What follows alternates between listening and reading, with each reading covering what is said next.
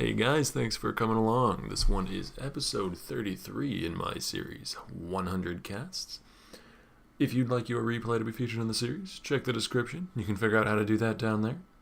And yeah, I'll see you all at the end of the video.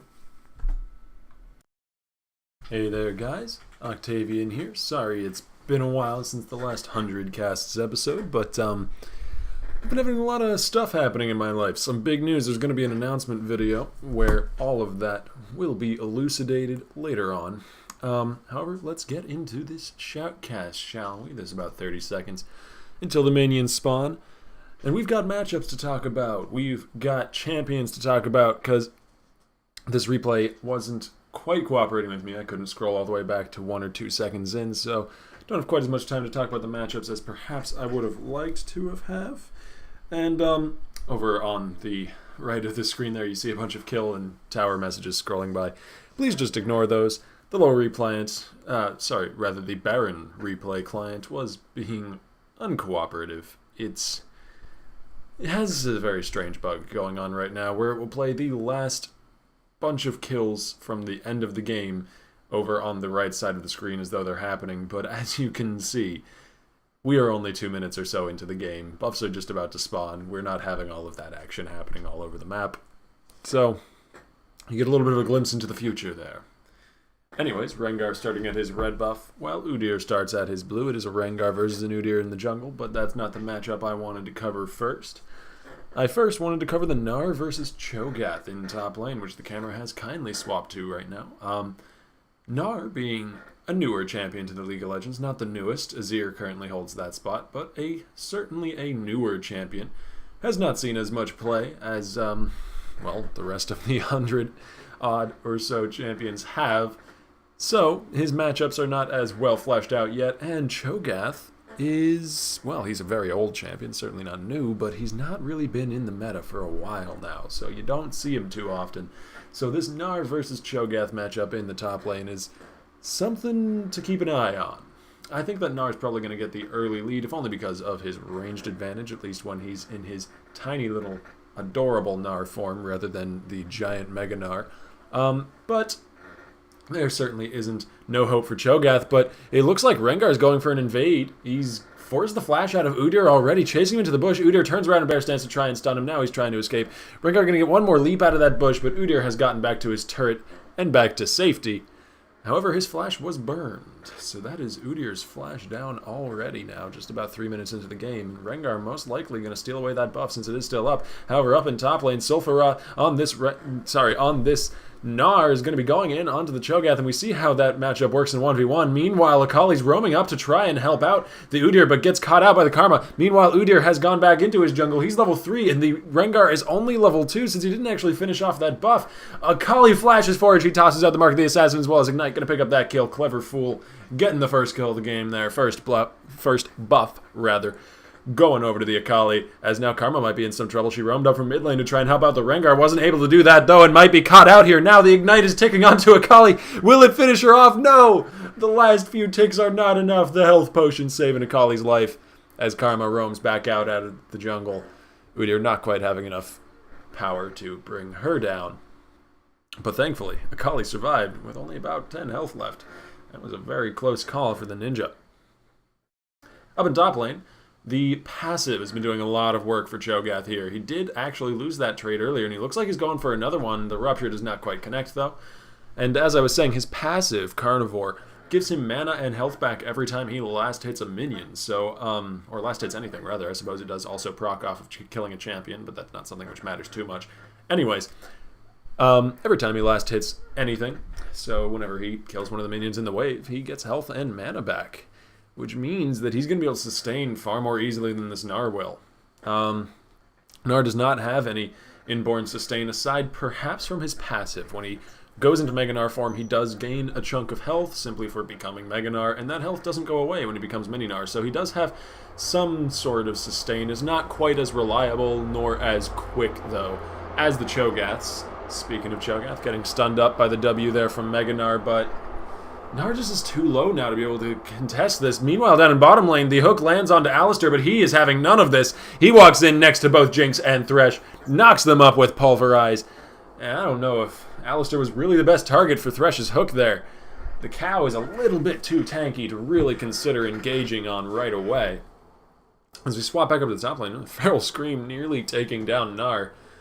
You know, I expected the matchup to go in favor of Gnar because of the range, but really, Cho'Gath has enough sustain to be able to survive through that ranged advantage, and then whenever a trade happens, they trade approximately evenly, and Cho'Gath goes back to pushing the wave with his AoE abilities, not only with his passive on Vorpal Spikes, really chunking down the whole wave for no mana cost, but also if he chooses to use mana, he can use Feral Scream as well as his knock-up, the Q, to do a ton of damage to the minion wave and really push the lane very hard. He's got a CS lead of at least 13 right now. It's growing because he is pushing the wave. Down in bottom lane, Alistair going in for the headbutt. Does not get the pulverize. Does actually, in the end, get it. The exhaust comes down as well. Alistair picking up a kill back for blue team. It is 1-1 right now. The blue team is 500 gold behind. Meanwhile, in middle lane, Karma trying to go for the kill here onto Akali. And Karma, we haven't yet talked about the mid lane matchup, but Karma's basically the perfect counter to Akali. Now, here's why. In laning phase, Karma is going to have tons of ability to poke the Akali out. Ranged auto attacks, throwing out those soul flares on cooldown, especially when empowered. They do so much poke damage. Ooh, Gnar and Cho'Gath going at it. Cho'Gath, though, doesn't have any more mana, and Gnar has his ulti now, stuns him up against a wall, trying to bring this huge, tanky Void Beast down. Doesn't quite have enough. Well, Rengar's doing the white cap. Rengar, I don't know if you really wanted to do that. Finished off by a minion. That is a little bit humiliating. Sorry, Rengar, buddy. You didn't quite have the health bar for that jungle camp. But I was talking about this middle lane matchup, and you can see it right now. The Karma can gain vision on Akali even through her Shroud. If she has the foresight to cast her tether onto Akali, it does give vision even through the Shroud effect. Down in bottom lane, though, Alistair going into the headbutt. Headbutts the Thresh into the wall and then pulverizes him, though he gets hooked back under the turret. Has to flash past the Flame Chompers. He gets healed by Lucian, just barely surviving the damage output from Jinx in her rocket form. Very close one there for the Cowman. Anyways, in middle lane, that tether doing a lot of work for Karma, snaring up the Akali under her tower, getting some good poke out. As Udyr tries to get a gank off down bottom lane, but there's just nothing doing down there. So, overall, we still have 1 kill traded for 1 kill, even though Rengar has 2 deaths. That other death being to the neutral monsters in the jungle. Ooh, Udyr going for a gank.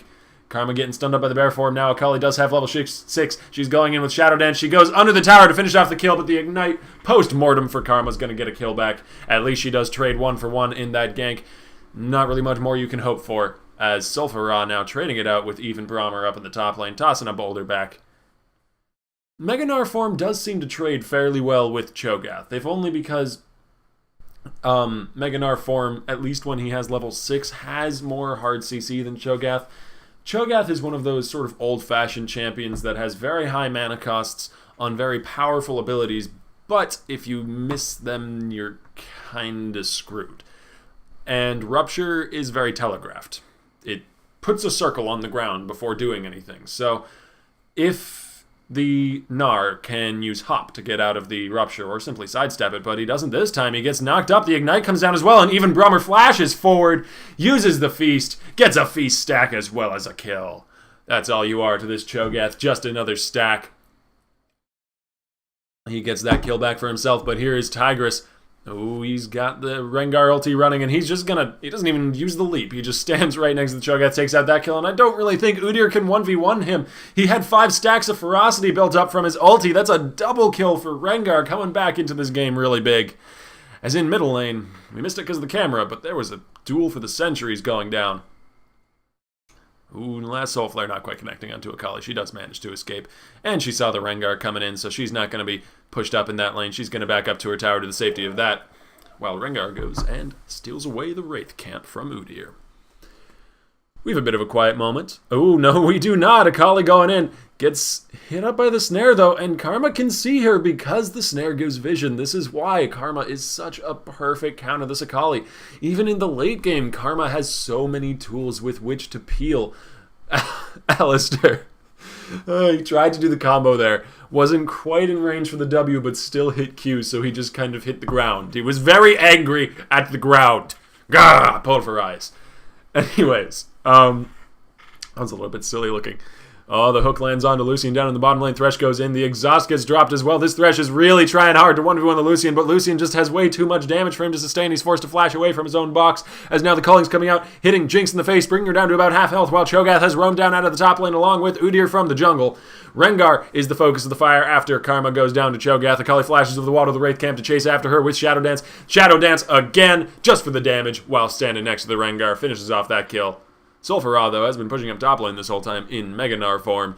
I just love that auto attack that Mega Gnar has against turrets. It's so cool looking. Slams his giant head into it, and he does get the speed buff from coming out of Mega Gnar form. Nicely hops over the Rupture, but Udyr is here as well. I don't know if he can really escape from this one. Ah, he's forced to flash. Did have flash up, thankfully, to get away from that gank. But hey, a flash just for walking at him, I'd take that if I were the Udyr. Gank, well worth it. Udyr's going to return to his jungle, or actually it looks like he's trying to return to Rengar's jungle. The blue buff is up and he's found it. He does see that that's happening, though Karma and Rengar are both converging on him if you look down there at the mini-map. Soulflare does not quite connect and he gets the smite. Maybe he can escape here. The Bola Strike does connect, slows him down a little bit, and Gnar's roaming out of top lane, but so is Cho'Gath. This is a 2v3 though. Soulflare again connects, this time empowered, does a whole burst of damage, and Gnar gets the 3 procs off of his W, deals a chunk of damage as well, so Rengar can finish that off with his Q. And Cho'Gath might be in trouble here. They might try and go for a dive. He has gotten somewhat tanky, though. He's finished off a Catalyst, as well as having a few Feast decks under his belt, so I don't know if they really want to go for the dive, but they might not have to. Even Brommer's walking up the lane. That was a little bit silly. He didn't really have that bush checked. He wasn't sure whether or not the Rengar had gone back to base. I guess he assumed that the Rengar had just headed back to base, but he assumed incorrectly. As down in bottom lane, we see that Lucian and Alistar have been pushing fairly well. That is one of the things about Alistar's support. He can push very well. Ooh, up towards top lane. Karma going in for the kill here onto Akali. Can see her through the Shroud thanks to that Ignite. Well dropped before the Akali goes into Shroud. This Karma has a good amount of foresight with her abilities. And now we're going to finish off that kill with a Boomerang. Starting to look bad for purple team here. They did have the lead earlier on, but maybe they might be able to get back into it here. The Udyr has found Rengar stealing away his red buff. Red buff does go over to Rengar, but he's very low in health. However, Karma has shown up, tosses down the Inspire to shield up that Rengar. He leaps back out of the bush and picks up that kill. Leaping around this kitty cat, leaps in onto the Cho'Gath. Cho'Gath turns around with Feast and Ignite, though, but the shield from Karma might be enough to save him. No, the Ignite ticks, bring him down. Shut down gold going over to Cho'Gath, as now Gnar's going to finish off the Cho'Gath with a Boomerang toss. That is a 2-for-1 trade, though. And the double buffs still were secured, although not on the Rengar. They did get transferred over to the Gnar, so double buff transfer complete. Meanwhile, down in bottom lane, the hook going to land onto Alistar. He's pulled back under the tower. He pops his ulti just to survive. The damage is now Thresh is going down very low, but he does manage to back up under his tower. Meanwhile, Shadow Dance being used onto this Karma and the Ignite, despite the fact that she was snared up. You cannot snare and Ignite. Karma going to be going down there to the Akali. All right, well, finally, we don't have action happening all over the board. We swap from the top jungle to the middle lane to the bottom lane, all over this map. But action finally seems to have abated as Udyr is doing his blue buff.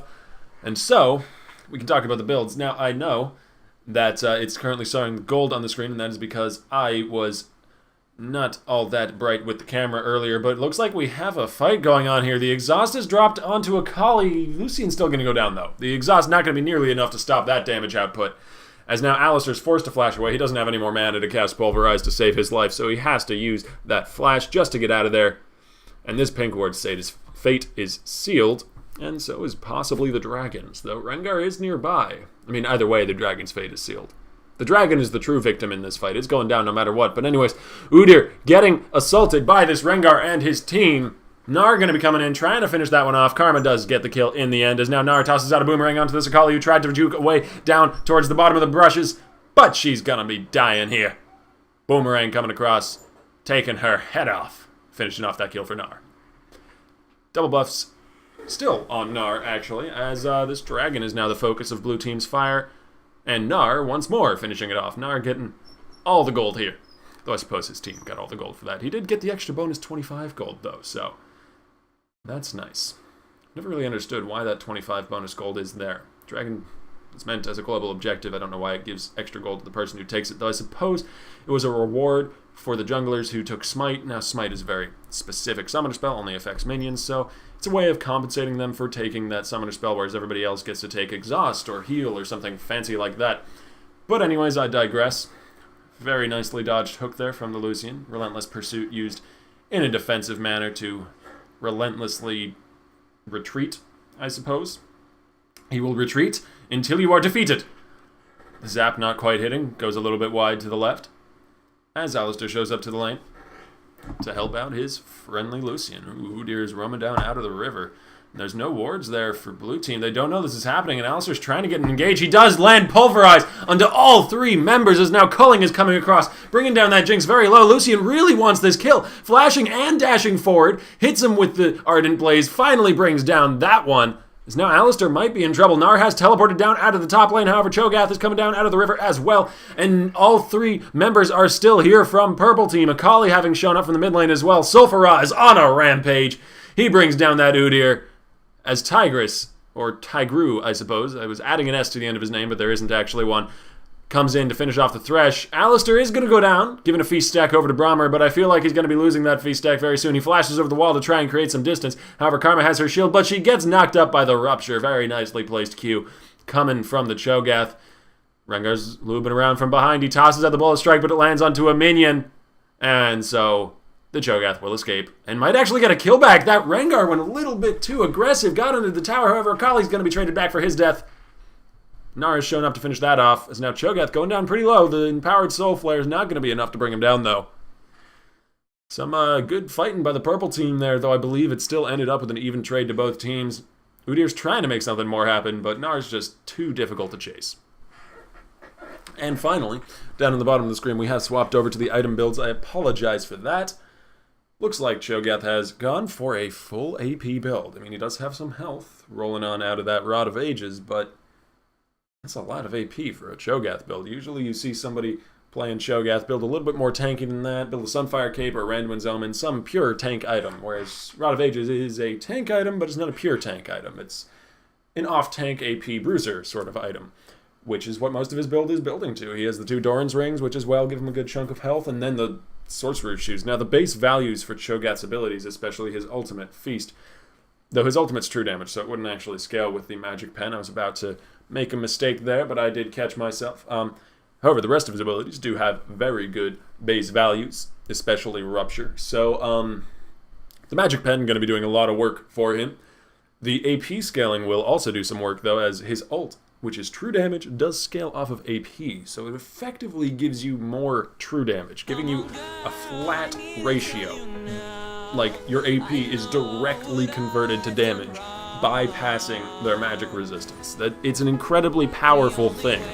And one of the reasons why I think Cho'Gath is actually a fairly strong champion, despite his not being part of the meta, and looks like Alistar's actually going for the Cho'Gath. Speaking of Cho'Gath, he gets exhausted. He has a lot of health to work with, but I really don't think it's going to be enough. There are 4 members of blue team here. He's down to half health. Udyr is showing up, trying to make something happen.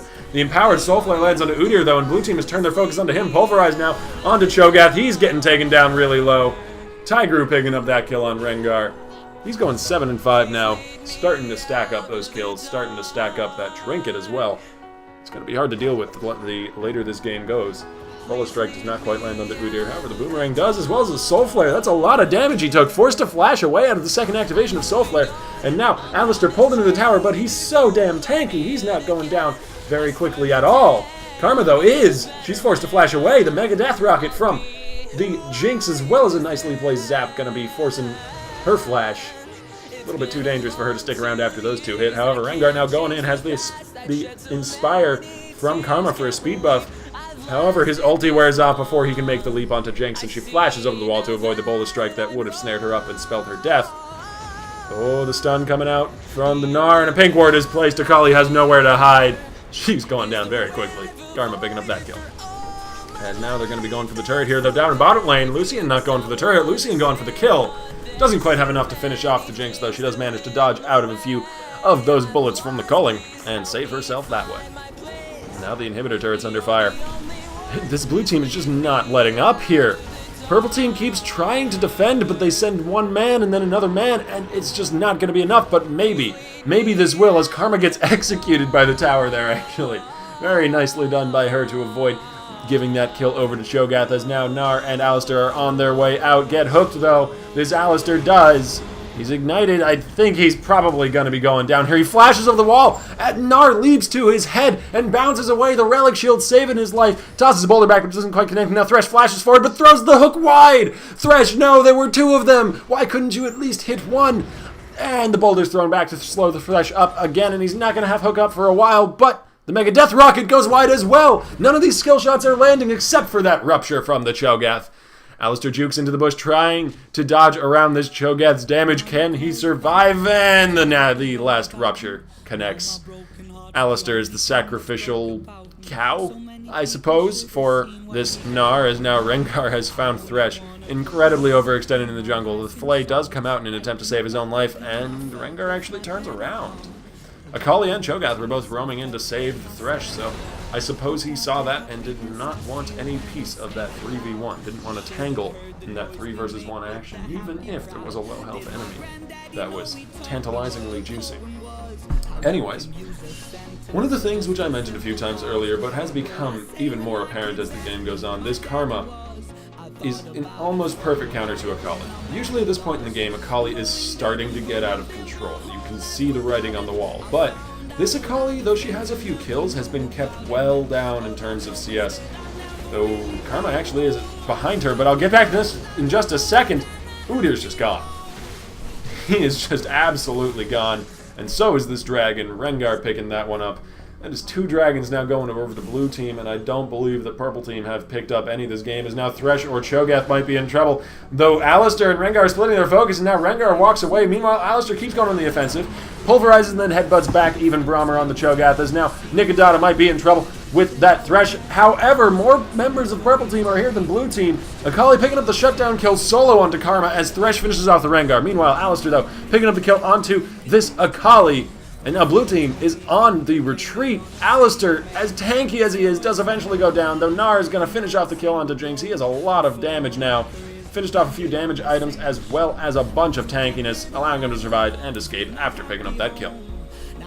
Ooh, Lucian not going to be able to go after either of these kills. Tosses an Ardent Blaze just to scare the Cho'Gath a little bit, but there's no real threat there. Lucian can't dash through a wall quite that thick. But yeah, something I'd like to get into, actually, is the Gnar's choice of build. Now, because Gnar is such a new champion, there's a lot of people who've been saying a lot of things about how you should build him in a lot of different ways. And I still do not know. I really don't. First off, I don't play top lane too much, and second, I don't see enough Gnar to really have a general consensus on how to build him yet. But this Gnar seems to be having some good success with his build. 7-1, yeah, 7-1 so far. So I would say that the build is working out. It's a little bit of armor pen to make those base values, which Gnar has really, really good base values, especially in Mega Gnar form. His ultimate, if you slam somebody against a wall, can chunk hard. And having that armor pen is going to make those base values even more valuable. Lucian might be walking into an ambush down in bottom lane. There's an Udyr and a Jinx waiting in that bush there. He's going to be walking up with his minion wave. I don't know. He isn't checking with Ardent Blaze. He gets stunned up by the bear stance. However, he does manage to dash away from the zap and then flash back under his tower. Some good reflexes coming out from the Lucian, as now Thresh might be in trouble, and I don't think any amount of good reflexes are going to save him. He goes down. Sulfur Ra is on a killing spree now. Down in bottom lane, Lucian finishes off some of the minions. Meanwhile, Gnar, he uses his ulti to pull back the Cho'Gath. Does not land the stun, though. Bullet Strike connects, but this Cho'Gath is just too tanky. However, Alistair doesn't seem to care. He's going into the tower, though he headbutts him in the wrong direction. Rengar is in his ultimate, looking for somebody to jump onto, but there's no one that's a really good target nearby.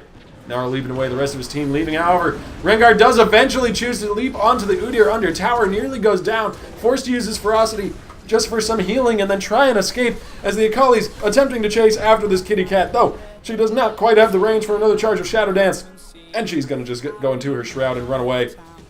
As now Alistair's trying to turn this fight around, does headbutt the Cho'Gath into the wall and hold him there for a moment. Cho'Gath turns around with Rupture, but it doesn't quite connect. Meanwhile, down in bottom lane, Lucian has been split pushing this whole time, and he did get a turret, but it looks like that's going to be traded back with a kill from purple team. Akali and Jinx both down there.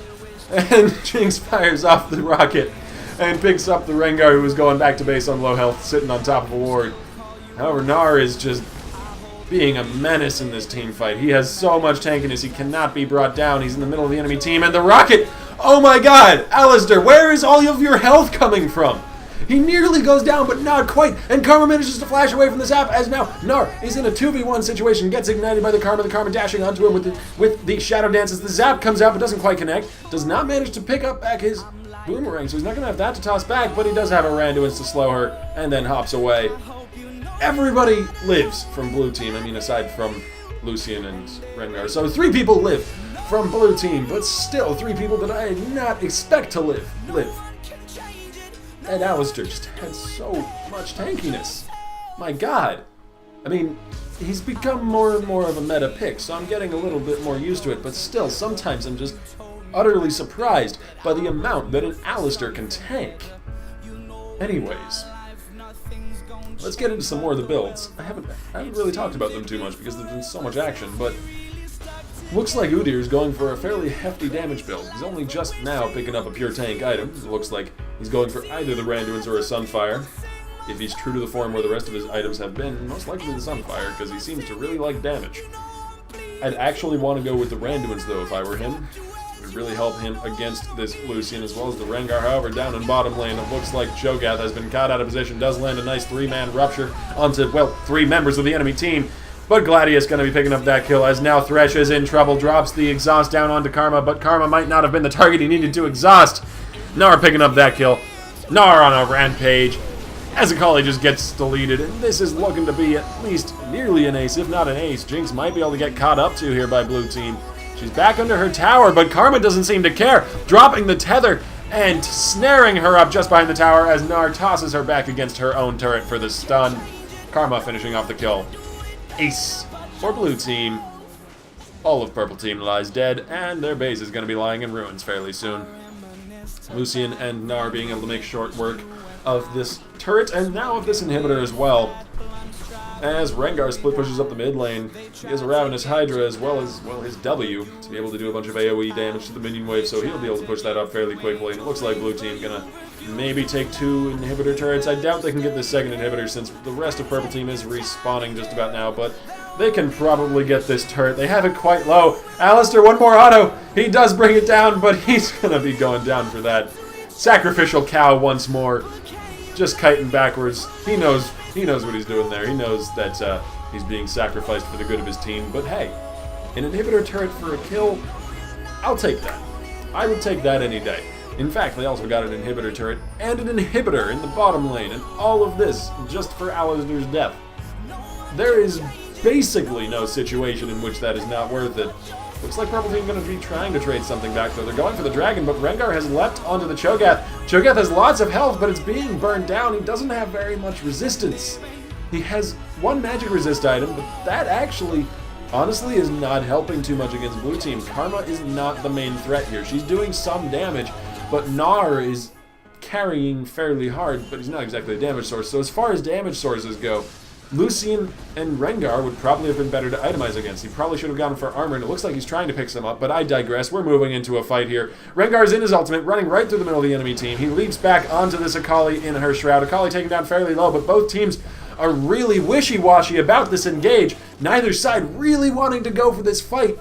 And so they're both going to back off, but Rengar still trying to make something happen here. Tosses out the Bolt Strike onto the Udyr as Gnar flashes forward and then leaps in. Uses his ulti onto multiple members of the enemy team. Stuns up one of them, takes out the Udyr as now Thresh being chased away. He's very low on health. The final boulder from Gnar in his Mega Gnar form. Gonna finish off that kill. He's unstoppable. And they're pushing up this middle lane. Nothing but an inhibitor here.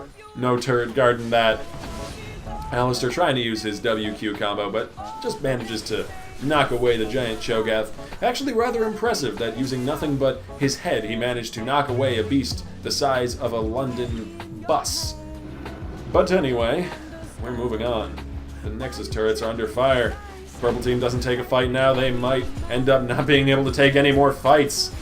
Because they lose if they don't take a fight now, and it looks like Akali's trying to make something happen. Brings down Lucian, brings him down entirely, as now Gnar is under fire from this assassin. However, he turns around. He's not nearly as squishy as his Lucian friend. He's going to turn around and crush that Akali into the dirt with the help of Alistar. However, he's now being chased after from the Udyr, and the rocket comes from downtown. Jinx getting the shutdown gold as now Alistar's in trouble here. Purple team chasing in onto him. Doesn't quite have the Bear Stance proc up, but he gets knocked up and then pulled right back down by the death sentence. You're going up in the air and then coming back down with us. Thresh picks up that kill. Probably not exactly where they wanted it, actually, but sometimes the support gets the kill. There's a lot of stuff going on in a fight. He has a Sunfire cape. Might even have been the magic damage tick from that. Sometimes the support will get the kill. It's not worth crying about. It's perfectly fine. At least the guy went down. At least the guy went down. You can get map pressure off of that. You can get assist gold to the other people. It's good. It's a good thing. Don't complain when the support takes the kill. Anyways, we're moving on from my own complaints to some of the item builds, actually. Alistar's gotten very, very tanky so far, as we saw earlier. He did eventually go down, but he's quite tanky. And speaking of tanky, it looks like Udyr is finally building into some tank items, and he did go with the Randuin's Omen, which I approve of. They've already got a Sunfire cape on their team in the form of Thresh, so they don't really need another. And the Randuin's Omen going to help him a lot more, both for kiting with the active as well as for tanking, because the attack speed slow is just so valuable. Even against somebody like Lucian, who doesn't rely on attack speed as much as some other AD carries, it's still valuable. Against the Gnar as well. He's going to be wanting to have that attack speed for his W, and he hasn't built a single attack speed item, so he's just relying on base attack speed now. So looks like Blue Team going to be going for a Baron, though. I really don't think Purple Team can do much about this. Gnar hopping over the wall to help his team out. And yeah, they have a lot of Baron taking potential. They have percentage damage on that Gnar, as well as just the amount of sheer damage that a Rengar can do later on in the game, especially against a target that can't run away. And there is Udyr trying to clear out a ward, but there are just too many members of Blue Team on the other side of that bush. Rengar easily finishes off that kill. Udyr was very much caught out of position, as now Alistar has flashed forward. He's used the Randuin's Omen to slow up. The Zakali really wants this kill. Headbutts her away, though, as she goes into the Zhonya's in panic, and that's going to be sealing her fate, actually, most likely. She hasn't gone down yet. Cho'Gath is here in the middle of the enemy team, tanking them up, trying to turn things around as the rocket comes in and finishes off the Lucian, and now Cho'Gath with a final Feral Scream going to take out Karma. Gnar, though, is still perfectly fine. He's still coming up big, turning around and chasing in onto the Jinx. Sulfur Ra picking up that kill. The inhibitors respawned in bottom lane. They might want to go for that. Yeah, they do. Gnar and Rengar finishing off that kill. Alistar, though, going straight for the Nexus turrets. Does not seem to care. Really wants to bring this thing down. It's very low. They could potentially take it, but there are multiple members of Purple Team that have respawned here. They both get stunned up against their own turret, but they're all very tanky. These are the three tankiest members of Purple Team. They do not have anyone to dive onto under these turrets. One of the Nexus turrets does fall. Rengar picking up that one. As Rengar goes into his ulti now. Maybe trying to turn around and pick something up here. Cho'Gath with Feast brings down Alistar and then immediately gets brought down by a leaping kitty cat from invisibility. 1-for-1 trade. However, the Nexus turret did fall. And an inhibitor, Blue Team, they also got the Baron. I mean, there is just no way of looking at this where Purple Team came out ahead, but at least they didn't lose. Honestly, they're so far behind that they can take solace in the fact that they did not lose in that push. They lost a Nexus turret, but they did not lose. They are 10 kills behind, and more importantly, 8 turrets behind. That's an obscene amount of turrets to be behind, especially only 35 minutes into the game. Well, I say only. Games have ended in much shorter amounts of time than that. But 35 is certainly not super late game status. But it looks like it's becoming super late game status in terms of builds, especially since Rengar has just picked up his Guardian Angel. It's already been difficult to deal with for the enemy team. Well, he has some tankiness as well as a secondary life to deal with. I don't know if the enemy team is going to be able to deal with that Rengar unless they focus a lot more onto him than really they want to, because while he is a threat, he's certainly not the only threat, nor even the biggest threat on the enemy team. Gnar has been doing incredibly well, and he's built into some more damagey items. He's finished off a Black Cleaver, and he's got a Sunfire Cape as well as that Fam Scepter, which is probably going to be going to a Blade of the Ruined King. Akali, why did you go in? She let back in with Shadow Dance, but there are 4 members of Blue Team there, and basically none from Purple. Sulfur Ra is on a rampage. That was an unfortunate decision from the Akali. Because now blue team's going to be pushing up bottom lane with super minions, pushing up middle lane with normal minions, but there's no turret there. Alistair going to be tanking the turret, does not care at all. Has his ultimate running, taking virtually no damage. He still looks like he's at full health, and he's taking at least 5 turret shots now. The Thresh going to go down to Karma. Now Udyr falling to Lucian, as the Jinx falls to Rengar off to the back there, and Cho'Gath is the last remaining survivor from his team. This Nexus is under fire. I mean, they could turn around and try and take this Cho'Gath, but he's on his fountain and he's Cho'Gath. I don't really think they can finish off that kill as the Nexus goes down. Blue team picking up the victory here. Well played, guys. I'll see you all tomorrow. Hey there, guys. Thanks for watching. If you'd like to have your replay featured in the series, just check in the description. You can figure out how to do that down there. Anyways, you're all wonderful, and I will see you all tomorrow.